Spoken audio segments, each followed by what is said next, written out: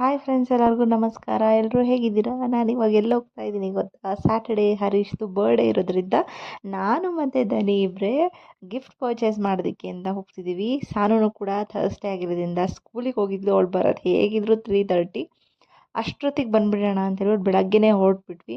ಒಂದು 11:15ಗೆಲ್ಲ ಹೊರಟ್ವಿ. ಇವರು ಕೂಡ ಆಫೀಸ್ಗೆ ಹೋಗ್ಬಿಟ್ರು. ಅವ್ರು ಮಧ್ಯಾಹ್ನ ಎಲ್ಲ ಮತ್ತೆ ಬರ್ತಾರೆ ಲಂಚಿಗೆ. ಅಷ್ಟೊತ್ತಿಗೆ ಹೋಗಿ ತೊಗೊಂಬಂದ್ಬಿಡ್ಬೇಕು ಅಂದ್ಬಿಟ್ಟು ಇಬ್ಬರು ಹೋದ್ವಿ. ಫ್ರೈಡೇ ತೊಗೊಳ್ಳೋಣ ಅಂದ್ಕೊಂಡೆ. ಫ್ರೈಡೇ ಅಮಾವಾಸ್ಯೆ ಬೇರೆ ಆಗಿತ್ತು, ಹಾಗಾಗಿ ಬೇಡ ಅಂತ ಥರ್ಸ್ಡೇನೇ ತೊಗೊಳ್ಳೋಣ. ಹೇಗಿದ್ದರೂ ಥರ್ಸ್ಡೇ ರಾಯರ ವಾರ, ಒಳ್ಳೆ ದಿನ.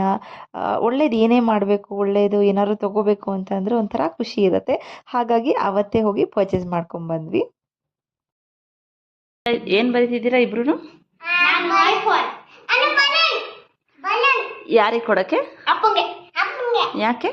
ಬರ್ತದೆ ಅಲ್ವಾ, ಅದಕ್ಕೆ ನಾಳೆ